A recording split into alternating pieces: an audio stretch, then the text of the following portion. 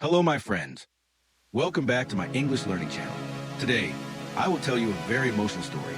A story about war, hope, and never giving up. Our story takes place in the 1940s, during a time of war. The world was full of chaos, fear, and hunger. In a small European city lived Daniel Kovacs.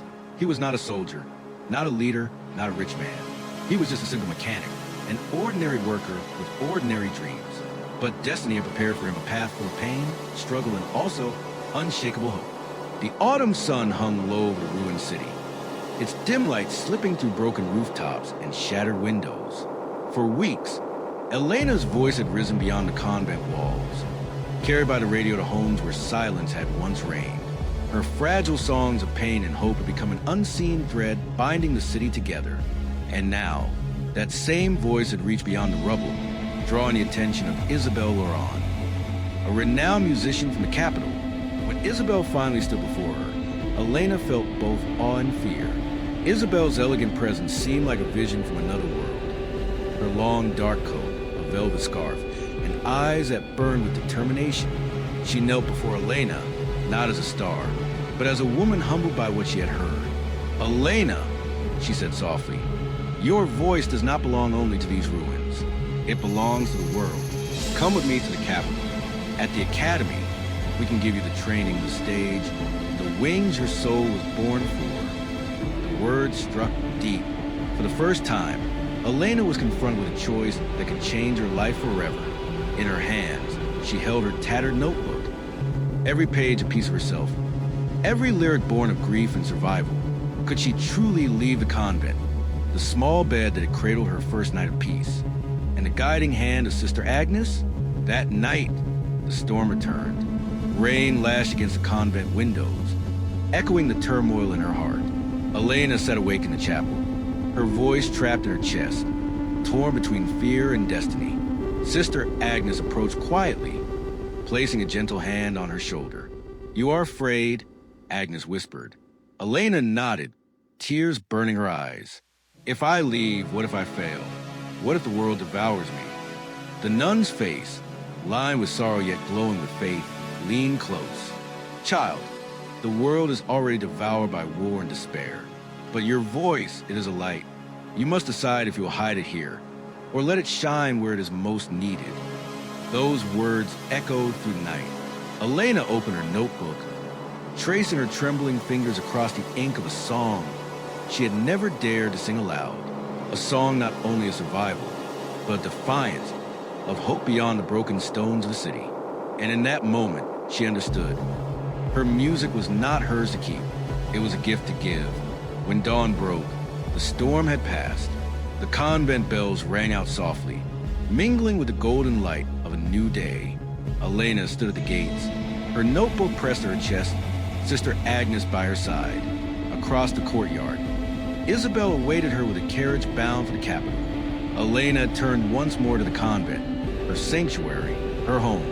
Then she lifted her chin, eyes shining with resolve that had been forged in sorrow and refined by song. "If music could save me," she whispered, "then perhaps it can save the world." And with that, Elena stepped forward toward an uncertain future, but with a heart full of courage, ready to let her voice soar beyond the ruins.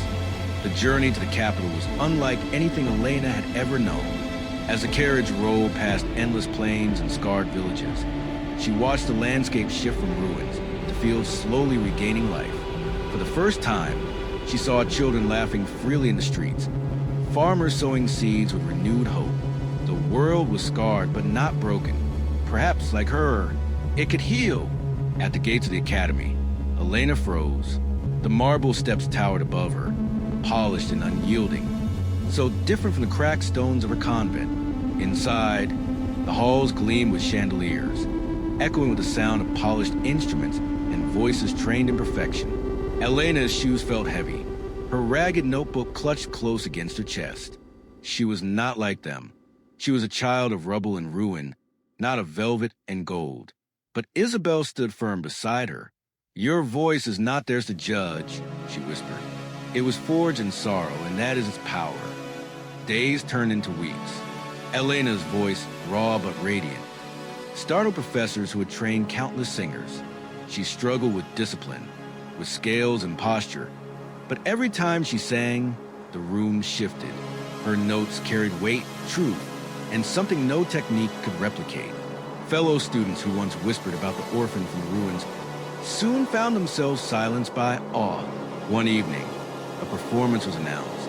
A gathering of diplomats, survivors, and artists from across the continent would attend. The Academy students would present their talent. And Isabelle insisted Elena be included. That night, as Elena stood backstage in a simple white dress, fear wrapped around her heart like chains. She thought of the convent, the ruined church where she had first sung alone in the storm. She thought of Sister Agnes, her quiet faith, her words. Your voice is a light. The curtain rose. The hall stretched endlessly before her, filled with faces both weary and expectant. Elena closed her eyes, clutching her notebook once more before placing it on the piano. She opened her mouth and sang. Her voice, trembling at first, soon soared. It carried the ruins of her city, the tears of orphans, the broken prayers of the forgotten. But it also carried hope, the defiant promise that beauty could rise from ashes.